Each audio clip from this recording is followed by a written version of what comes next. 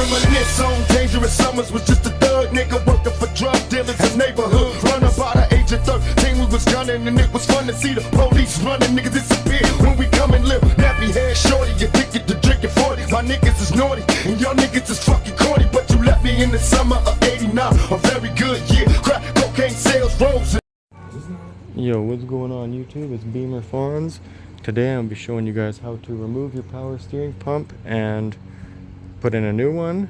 And for those of you who want to do the delete, I will show you how to do the delete block install. Now, first, take your air box out. First step. You should know how to do that by now if you've been watching my videos. If you don't, go start from the beginning. Then you're going to take this guy off. Undo this bolt up here, undo this bolt here. Sorry, somebody came outside. Okay, so you're going to get these guys off. Once those are off, then you're going to deal with this line. This line is the tricky one, and I'm going to stress to you guys very intensely here. Be careful removing this line. You do not want to pull it to the left or the right or shake it or anything like that. It is connected to your radiator, and if you break that, you have a chance of breaking the side here, which will dump all of your coolant. So do not do that. Make sure you are careful. What you're going to do is you're going to grab the line. So you're going to be like this. Actually, it's probably better like this. Grab the line. You're going to push it forward, and then you're going to press on this thing, probably with your other thumb as well, with two hands, and then pull back. And if it's not too dirty, you should be okay. But I would also suggest grabbing some brake cleaner, spray this out with the little tip so you get all the dirt out of there. Because if there's dirt in there, you will not be able to press this. And actually what happened with this car is this line just popped off because there was so much dirt in here. And somehow, yeah, it just popped off. And she lost all her coolant, or power steering fluid, and within 2 minutes the pump was dead. So, that is how you get that line off, and you can actually see some of the fluid still. But yeah, get that line off, and then you've got a 21mm banjo bolt on the bottom of the pump itself. Once that's off, you're going to lose a bunch of fluid, so have a pan ready. Then you've got a T60, T55 will work to get the belt tension off. Pop that off. And then you've got these, where are they? These bolts. This is a E-Torx. It is a, where I put my extension, that has the thing on it. I will find it.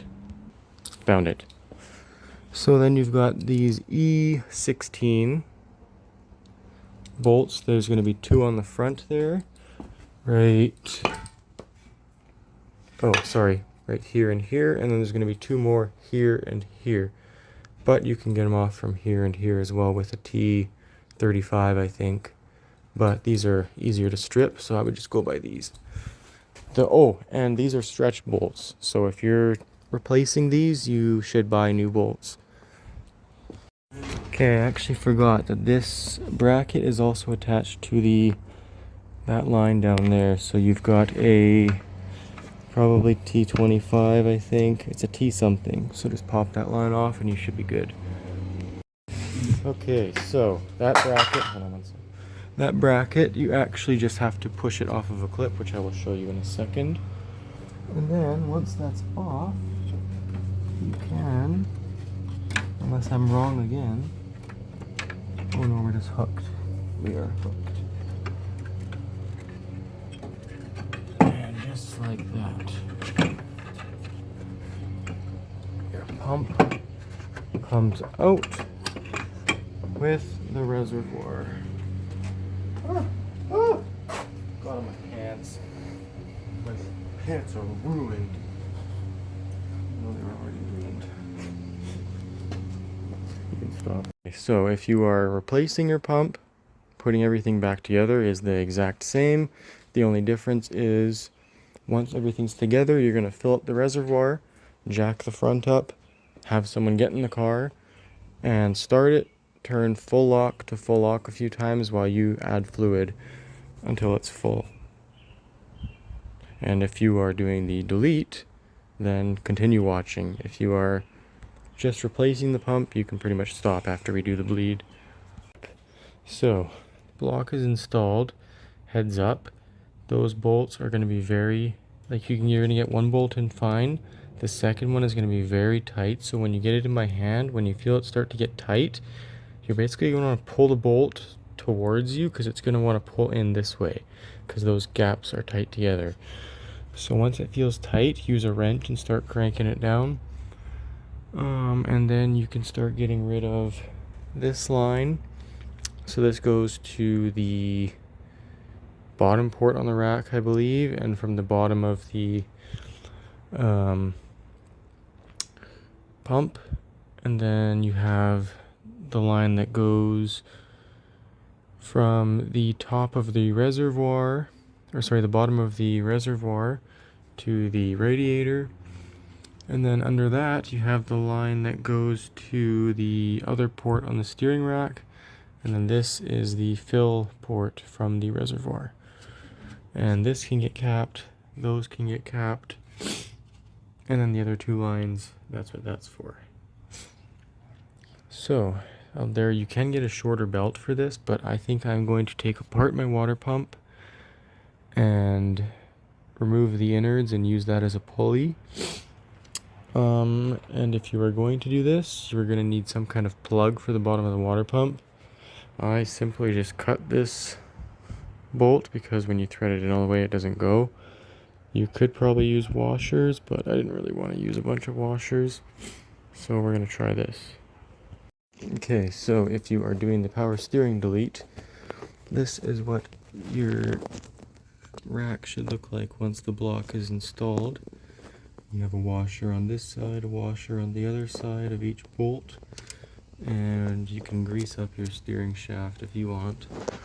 Now, you can either get a shorter belt, which I tried to do, but it was the wrong size. I got a 6PK 1370. It says 1360, but it's apparently a 1370. But it's too short. So I think I'm gonna need a slightly longer one. But I'm going to try something right now, and what I'm trying is I'm going to take out all the innards from the power steering pump. As you can see, it's all loose. Remove all that stuff, and then basically see if I can get it so it's just essentially just working as a pulley and not actually having any resistance in it. So I am going to take this off, which I guess I'll do for you guys since it's already coming. This thing has a bit of resistance. When you take the screws off, it kind of pops up because I guess there's some pressure there. But you guys are gonna see inside this thing for the first time, like me.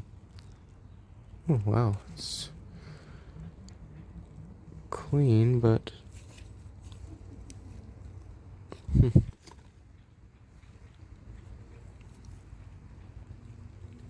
don't know if that's supposed to be like that or weird. Must be some kind of a spring, unless it's just bent, but looks to be bent pretty symmetrical if it is. Okay, and then we got an Allen bolt in there, I think. We'll see. I'll see if I can get that off. So you have this guy. I took off the front pulley, but I didn't have to do that.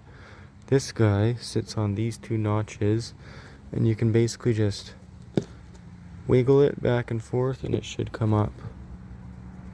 And then I think the vanes will come out, which I'm gonna try and do now. These are the vanes here. I believe this is what makes your pressure. Okay, this is actually really cool. The water pump is like a rotary engine. So it spins and it pushes these fins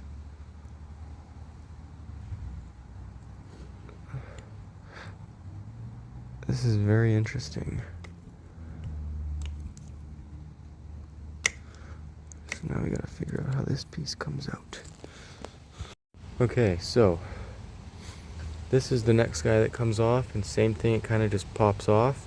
The dowels sit right there, and these are your vanes. These are what create drag and rob your horsepower on the pump.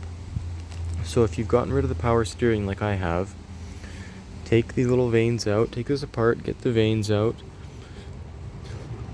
Excuse me. Put this back on, put that back on, put this back on, put the cover back on, and now this is basically acting just like a pulley instead of... So basically when it spins, those vanes go outward and it creates drag, which is how the pump creates fluid pressure, and it shoots that fluid pressure through... This is how it comes into the pump. It's through one of these other holes here.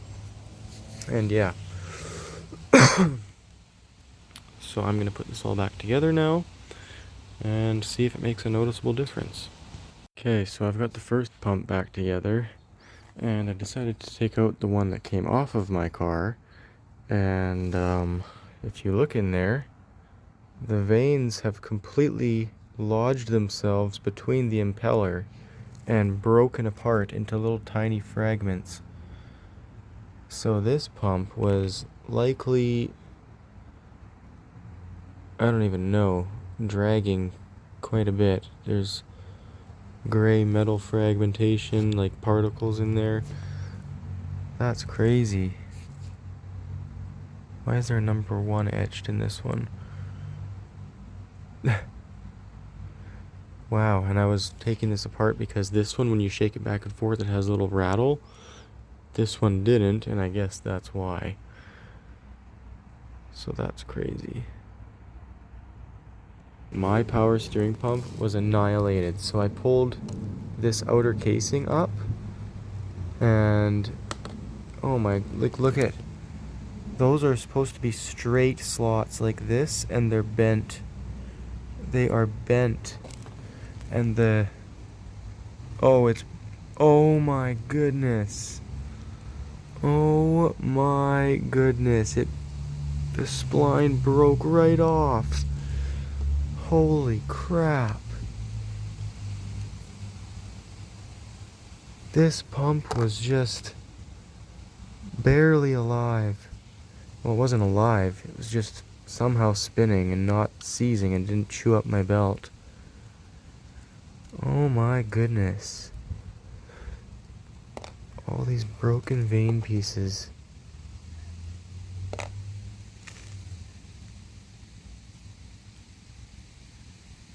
Wow. So, hopefully you guys enjoyed this video. Don't forget to like, comment, subscribe, and I will be doing a video on basically how hard it is to drive the car without power steering after this. I'm just gonna basically get a GoPro, put it on my head, and I'll show you guys how it is to drive the car, but it's really not bad. Like, once you're going about this speed, you can drive with one hand. When you're up to speed, it takes a bit more effort, but yeah, it's not too bad at all, and it feels really nice when you're driving like 50, 60, 70. It feels great on the highway. So don't forget to like, comment, subscribe. Beamer-Fonz out. Peace.